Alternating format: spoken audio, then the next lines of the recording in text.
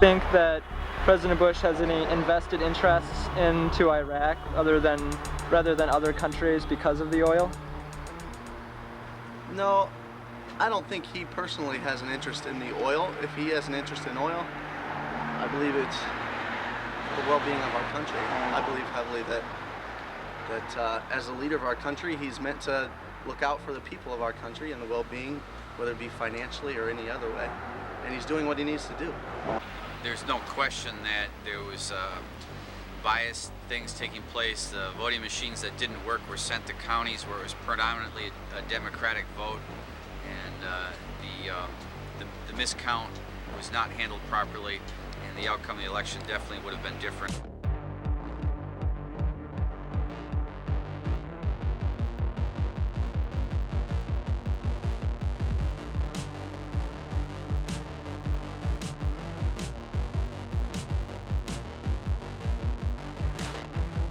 In my junior year of high school, I began organizing protests about President Bush and the war in Iraq. I then borrowed the school's VHS camcorder and started doing interviews throughout Racine, Milwaukee, and Door County. A month after we started organizing the protests, we were shot at with a paintball gun, had eggs thrown at us, and even were physically assaulted by the individuals. When my high school principal found out about what had happened to us, he had also found out that we were using the school's VHS camcorder. He and the district threatened to sue me if I ever showed any of the footage. Well, I think everyone assumed in 2000 that it was going to be a fair election in Florida. I don't think there was much hint that it would be unfair. But so many things have come to light now that would indicate that not only did Gore get 500,000 more votes than Bush, but you've got clearly vote fraud in Volusia County with voting machines being tampered with. Across the street from my high school was the Door County Compass Internet Cafe. It was a hub of political activism ran by this guy, Steve Kastner. What I'm disturbed about is first of all, seeing that the Supreme Court chose the president, and secondly, that we've got companies with machinery now to elect the president electronically, with software that's controlled and programs that we don't have access to, and tallies that aren't accounted for on paper. So basically, you've got machinery that can now call the election. You can tweak it, you can modify it. You have issues in Miami, in Dade County, with the mayor there. You have issues regarding the ballots from overseas. There's a lot of people that are looking for any of the electronic voting that takes place to also produce a paper ballot as a means of auditing that return. And the biggest thing that happened in Florida was that there were tens of thousands of votes that just did not get counted. And the president was not elected in a fair and square way. Well, I wouldn't go on record to say it was done unfairly, but it did definitely seem very fishy. Definitely indict him, at least for the Florida elections, if nothing else. The Supreme Court also did not cooperate, and the final vote on that was Bush's father putting Clarence Thomas in there. So the whole thing was a fiasco. This lunacy that we're doing over Iran and Iraq and Afghanistan.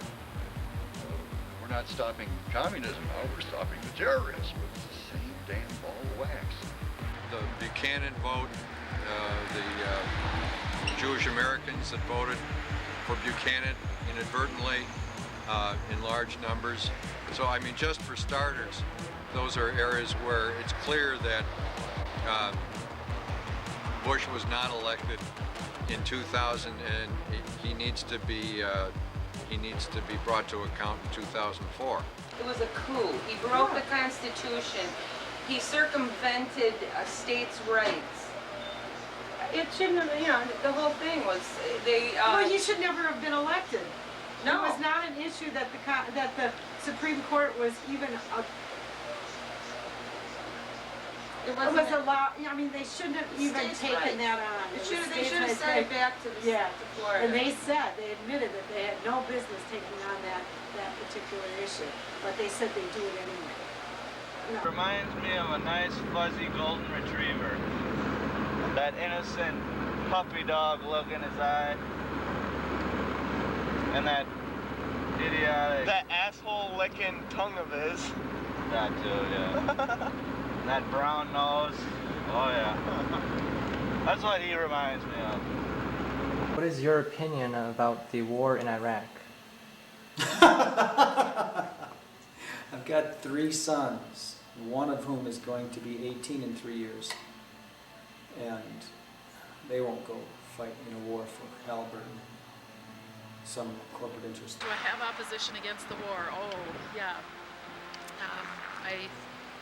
I'm sorry that we ever got into it, and I pray every day that they come home safely soon. We can't defend what we're doing. There's no way. I have a lot of friends that are in the military, and what I'm hearing from those friends in the military is that they're not behind this war. And the best thing that we can do to support troops is to get them out of Iraq and turn the whole thing over to the United Nations and get back into our own role as a citizen of a world community in which we talk and listen. That's what's wrong right now.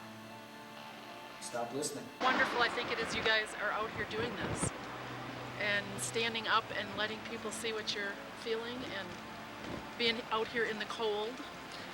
And I wanted to stop and say, I mean, it's been a long time. I'm in my 50s, so I remember back when we were doing this when Vietnam was going on, and I just wanted to say I support you, and I'm glad you're doing it, and I hope you're talking to a lot of people. I hope you're talking to your parents and teachers and getting the word out there how you're feeling, and it gives me a lot of hope at what our youth is bringing forth. You guys are our future. And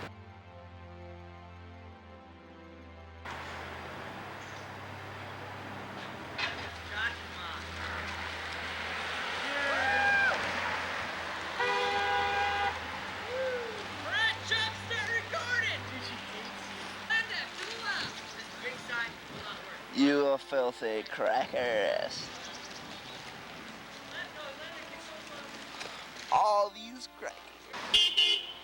Truth of the matter is, Bush is in there with all of his buddies to control long-term water rights for the whole Middle East. There's more money to be made off selling water than there is off selling oil in the long term. All the important water sources run through Iraq, and back in the 70s they were trying to dam up those rivers, and that's why Iran attacked Iraq in the first place, to blow up those dams in their 12-year war. Do you think that there were weapons of mass destruction which caused immediate harm to the Americans? There may have been some there. I don't think we were actually threatened by them, though. And do you think that the Iraq war, what we're doing now, is making us safer? No, I don't. Actually, I think it's incubating more terrorism. Bush's father was in the CIA and chose to help Saddam Hussein come into power to beat Iran. And then that evil leader kind of got away from him a little bit and had to go back and get him back under control. But the truth of the matter is, it's all about controlling water over there and short-term gains from stealing their oil. Saddam was an individual who didn't play by the rules of the U.S., and he paid the price for it, but it's all an evasion over false pretenses. I think you just answered the question. There's a lot of questions. I don't think we have all the answers, but the questions certainly are out there, and just the hint of double dealing or questions of illegal or fraudulent acts by the government shouldn't occur, because we need to trust the government, and every time they give us a clue that maybe we shouldn't trust them, it's bad for everybody.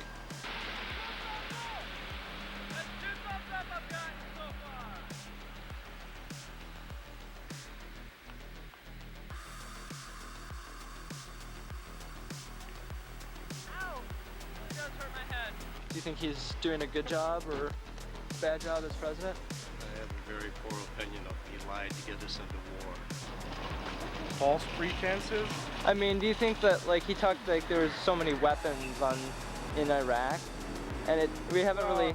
Some ass kicking needed to be done, and I'm glad he's the man to do it. So, do you have confidence in him then? Oh yeah. That's good. 100%, I'm behind him 100%. All right. And I'm in the, I don't know. Well, anyway.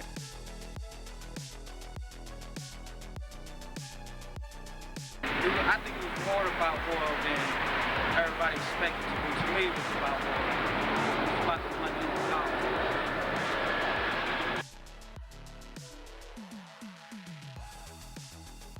I think we will see in future years how much damage he has done. He's done with this war, because most of the Middle East is against him, and also all of the Europe is against. Even those countries that were supporting him, well, actually leaders were supporting, not the people. I don't listen to TV anymore. I just gave up on television. I think it's just a real trash medium at this point. When you've got news reporters that are pretty instead of intelligent, and you've got content that's set to entertain rather than inform.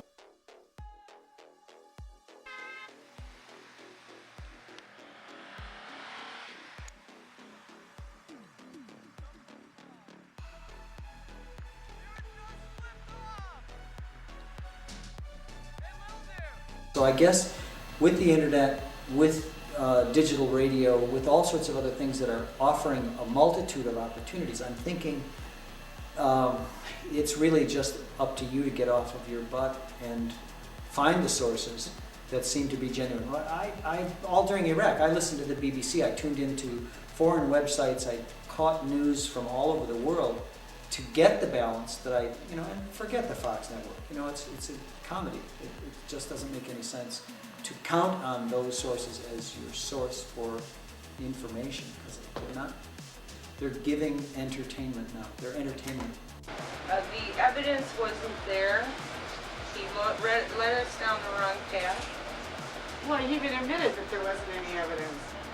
Yeah. They said they didn't know. They didn't know for sure. But this guy should be out. Yeah, the guy is just a liar. He's an out-and-out liar. So you're President Bush, not I don't think he's doing a great job. I think he's doing a great job sending all of our young guys out there fighting in Iraq, losing their lives for what? What purpose? Not accomplishing anything. It's all cronyism. They're sending all the business to themselves and their friends because they have the power in Washington right now. It gets worse than that. Halliburton owns something called KPR. That division of that company was fired during the Clinton administration for red-handed stealing, for overbilling the government, for providing what's called tent cities while the Army is on the move and training. While they were providing tent cities, they were overbilling and stealing. They were fired. During the invasion of Iraq, KPR was contacted without a competitive bid, given a flat rate open fee to control all the oil wells and put out the fires and to provide the tent cities for the war. They've made over $2 billion since the start of the war without a competitive bid, and it continues to go on that, they're stealing us blind. Does that anger you at all that President Bush made this case about weapons of mass destruction and we haven't found any? Oh yeah, and especially when they found documentation that was put in place, I don't know, like 10, 12 years ago when his father was in office, that this was part of the plan. I mean, it's like it's all out there. All we have to do is look. And I think the good part of it is it seems like it's really waking people up.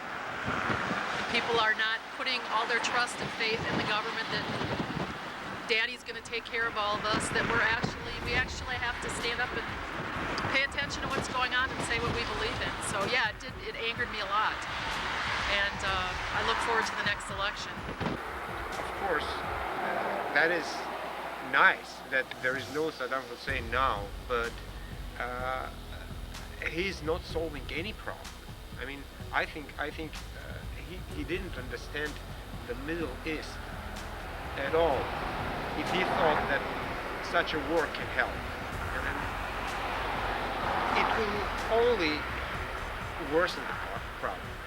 That's my opinion. I think there are factions within the government, the permanent government, that had many of these ideas in mind, but they didn't have the courage to bring them forward to discuss them. So when we had the calamity in New York, they had to come up with something, and it seemed to be the best way because everyone's frightened. People do strange things when they're fearful, and that includes lawmakers. And for now, we're stuck with it, but that doesn't mean it can't be repealed or modified. And I would hope that anyone listening to this would continue to work hard to convince their lawmakers that most of it needs to be sunsetted. Because those people, the Europeans, are living with Arabs. You know, they are part of them, and they know better. They're, you know, kind of sold how they work, how those countries work. That's what. And, what do you think of Bush's handling of the economy? It's been terrible. And what do you think is one of the biggest problems facing America? It's hard for a black man to get a job. The only economy saving grace that's taking place is due to low interest rates, and there's still strong building taking place, and all the supplies that go to a new home. Other than that, the economy is failing in every other direction, and the artificial bubble of real estate building is going to come to an end, and so will the economy. I think that we're living in the Truman Show. I don't believe that any of the stuff that's going on anymore is real. Every time I see something, it's like a puppet show or a shadow play or something being put on. And it's disturbing because I'm just waiting for the next play. Do you think oil played a big factor in this? I don't know. We'll probably never know because he won't release the names of the people who met with Dick Cheney on his energy policy committee. So to me, when you won't release them, you're hiding something. I support that. Thank you, ma'am!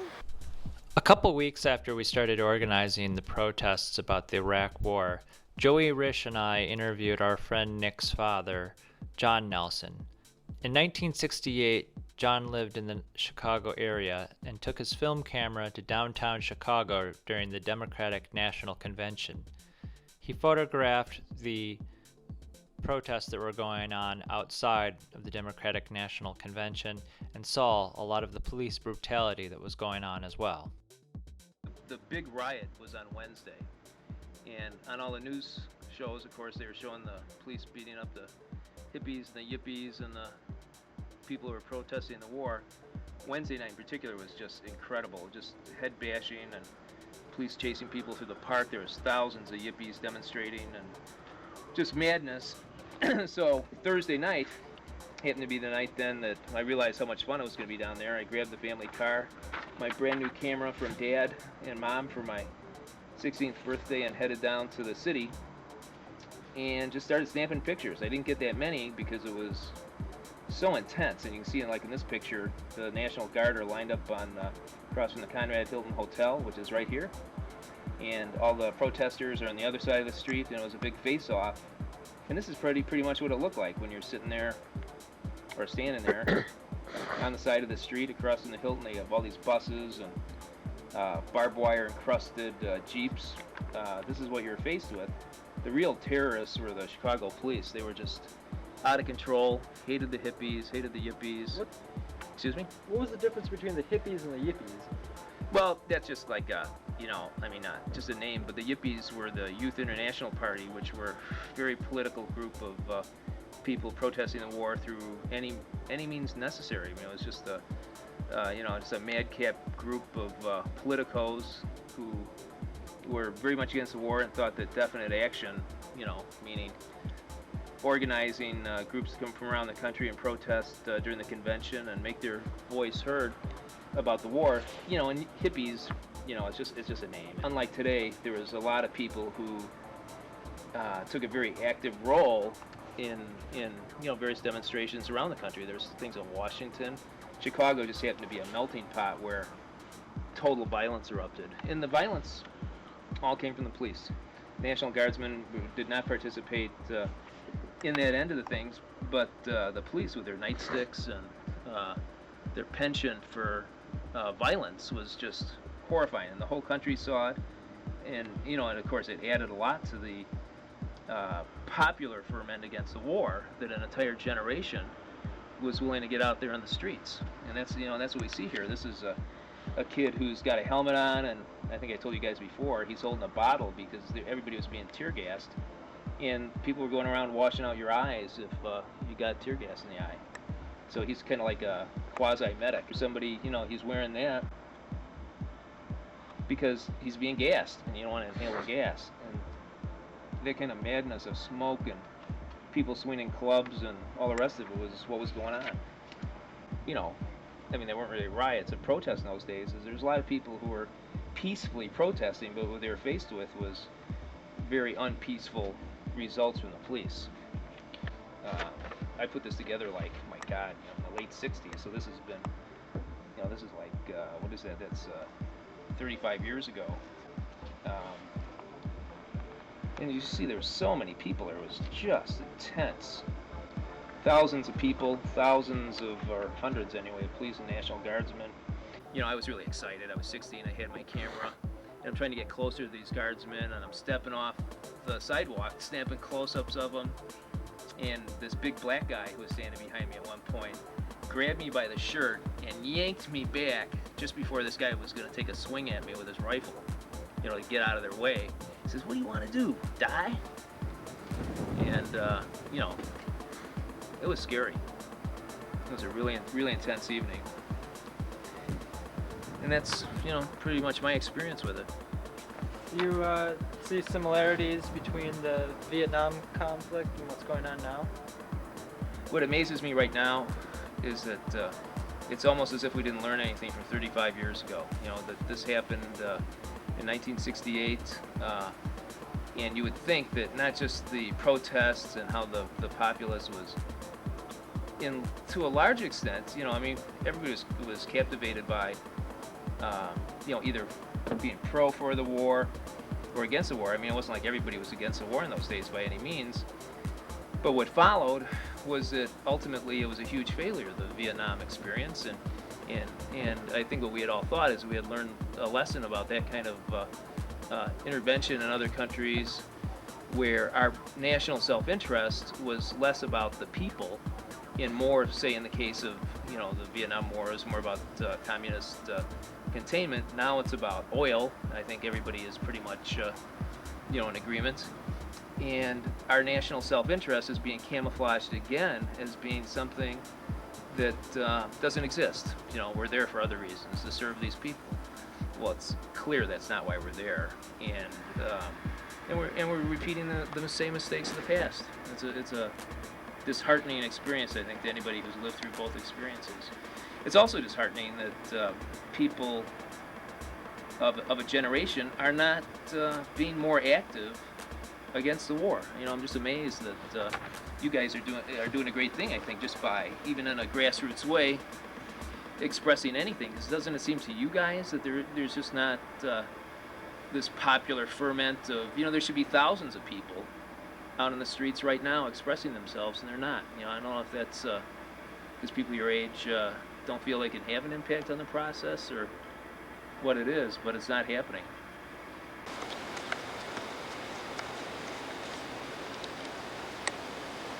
Huh? When I started filming this documentary project in late 2003, people throughout the country were afraid to make their voice heard when it came to issues like the wars overseas or why we were in these wars.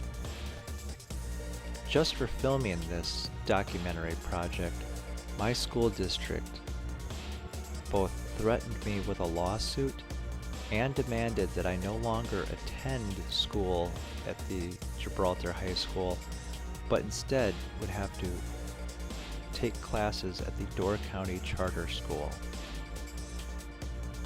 which ironically allowed students to use a much nicer camcorder. So in 2004, when I continued the documentary project, I was no longer filming in VHS, but now in Digital 8.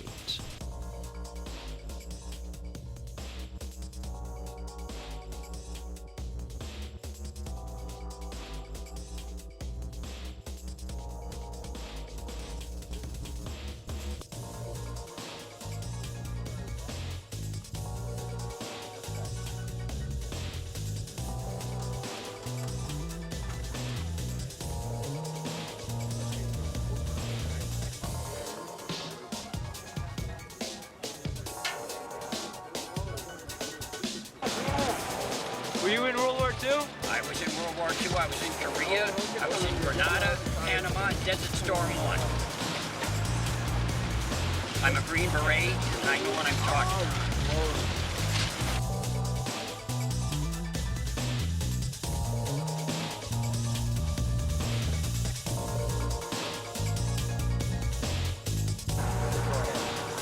You can come up here, Nick. Okay. What do you think of people who protest? Protest? Yeah. They got a right to protest. Why? I think they're great. What do you expect me to say? No, I mean that's good that you can, even though they have different views sometimes. Yeah, so that's what it was all about, wasn't it? Yep. Well, thank you very much.